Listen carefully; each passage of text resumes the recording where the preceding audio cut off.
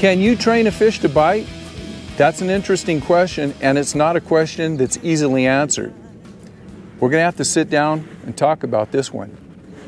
So today, I'll be sharing with you some information that I think you need to think about if you're asking yourself the question, can I teach fish to bite?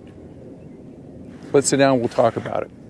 So is it really possible for anyone to teach or train a fish to bite? I'll give you my answer at the end of the video. But if you're thinking about that, if you're even thinking about that, can I teach or train a fish to bite? In order to answer that question, you're going to have to ask yourself questions through the back door. And I'll tell you right now, I can't give you a 100% guarantee if I can teach fish to bite or train fish to bite. But the first thing that I want you to take away from this video is a guarantee that I will give you. As anglers, on a daily basis, we do things that train fish not to bite. And that's what we're going to start off talking about. So let's get out, we'll pull up to a likely spot, and we'll talk about 4 problems or 4 situations that anglers encounter every day, and they make mistakes and train fish how not to bite. Let's check this out. Okay, so we've pulled up on some prime water here. We're going to talk about the common mistakes that we as anglers make on a daily basis a lot of times to train fish not to bite. Mistake number 1 is overrunning prime water, and that's pretty darn simple. We know we do this all the time. We come into an area like this, we see an area, we think it's a great place to fish. We come in too fast with our big motor on. We stop the big motor too late. We drift into the area, we drop our trolling motor, we start fishing, and by the time we start fishing, we've already alarmed the fish that we're there. Once a fish is alarmed, that fish becomes much more difficult to catch. So what we have to do is start thinking like a hunter, and when we see an area like this, we're stalking the area and not the fish. That means we're going to have to shut off that big motor much farther away than we usually do and stalk into the area. And when you get into the casting zone, that's when you're really going to be on high alert. But you want to start this whole approach a lot farther away from your prime area. So I'm sure a lot of you are asking, well, where does that stalking area start? How far away do I have to be from a prime area before I stop the motor and start creeping in to the area where I'm going to start fishing? There's a number of things you have to consider.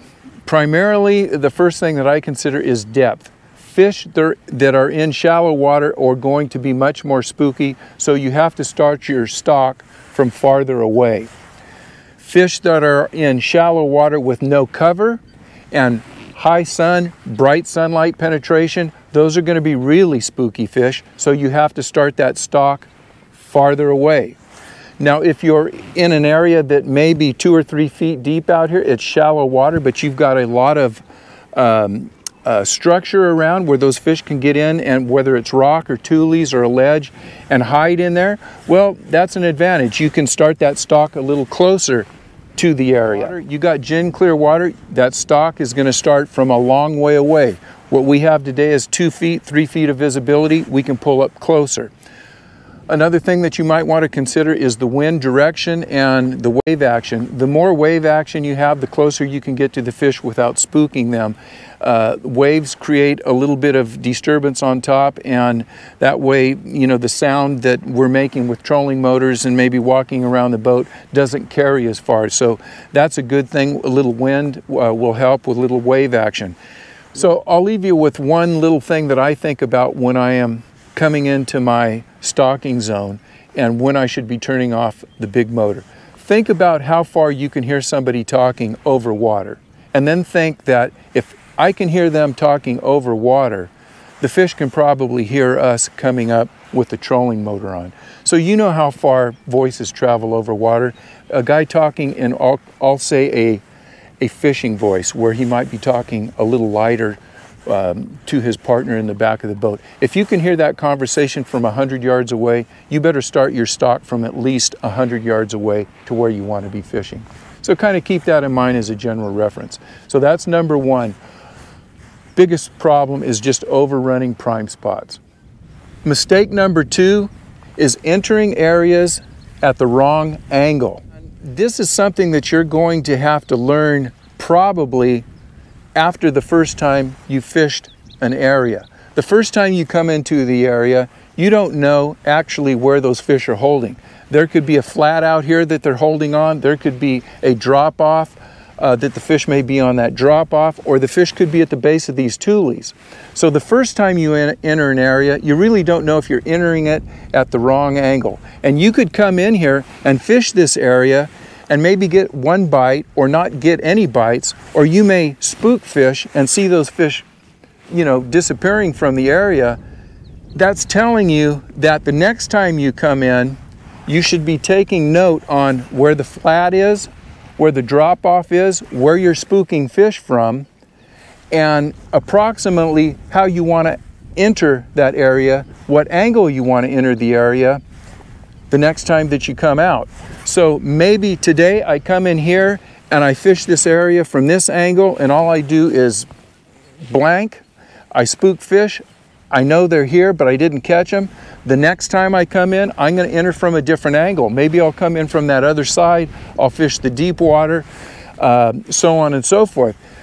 Every time you come into an area, especially if it's an area that you already know, you know there's fish here, it's a prime spot, you're not catching fish, enter it from different angles. That's my second suggestion. The third problem that I'm going to call out is coming into an area and starting your first couple of casts with the wrong bait or the wrong technique. Let's say we've come into this area and we've done everything right. We've started our stalking 100 yards out. We're in here, the fish don't know that we're here, and we're going to start our casting. The first half dozen casts or so into an area like this are going to be your prime cast. So let's just say I came in here and maybe this is only a foot of water in here, but there's some fish. They're moving around in here and there's fish here. And my first cast is with a 10-inch swim bait. And I'm exaggerating this, but I throw it in there, it slaps down on the water, and all those fish in the shallow water, bam. What you've done is train those fish not to bite. You've spooked them. What was the problem? You've thrown the wrong bait in the wrong area and the wrong technique. If this was 2 feet of water, the first thing I might want to do is if I want to throw a top water, it's going to be a small 2-inch Rico popper or something. Throw it out there, have it land soft, and very subtly bring it back to the boat. Or maybe a weightless worm where I can throw out and pull that through the vegetation without spooking fish. Now let's just say, I don't know if you guys can see it, but there's a bunch of mats up in front of this. If I'm stalking those mats, as I come up to those mats, maybe the first bait that I would want to throw is a hollow body frog, because I could throw it right up in those mats and pull it through there. I wouldn't want to throw an exposed hook type of application out there and maybe on my first cast hook up with a bunch of that surface vegetation and disturb everything because I'm hooked up and I'm pulling it out of there. You're disturbing the fish, you're telling them you're there, and you're training them not to bite. So think about when you're pulling up to prime areas, make sure you choose the right bait, the right technique for what's in front of you. That's suggestion number 3. Last but not least, number 4. Did I say 4? Number 4. It's once you get into an area like this and you've fished over it, you stay in that spot too long. You can do everything right. You can start your stock from 100 yards out. You can get in here without the fish knowing you're here. You can use the right bait and the right technique through this area and the fish just aren't biting. What you do by continuing to, let's say, throw a topwater popper out there, it's especially true with topwaters. You get out here and you cover this for 6 or 8 casts, and then you cover it for 10 or 12 casts. Next thing you're here for 15 minutes and you're still working this area with the topwater. These fish that are here, if you haven't scared them out, they've seen that topwater bait. They've seen it enough to know I'm not going to eat it, and I don't care how many times it comes over, I'm not going to eat that bait. You're training that fish not to bite. I don't care if it's a topwater bait, maybe it's a crankbait, maybe it's a small swim bait. After they've seen that bait a number of times, they're not going to eat it. So what you should do at that point is just leave the area. You know it's a good area. You know there's fish here. Don't train them not to bite. Leave the area, come back at a change of tide, a change of light, or just maybe a couple hours later, come in, maybe approach it from a different angle, maybe approach it with a different bait, but don't sit in one spot too long and train those fish not to bite your lures. Get out of there, come back an hour or two later and give it a try. That's number 4. So did I answer the question, can you teach or train a fish to bite? Probably not. I don't know that anybody could do that. But what I hope I did today was cover some information that's going to help you guys when you come out the next time to at least think about not doing some of the things that train fish not to bite. And that's the first step in catching fish.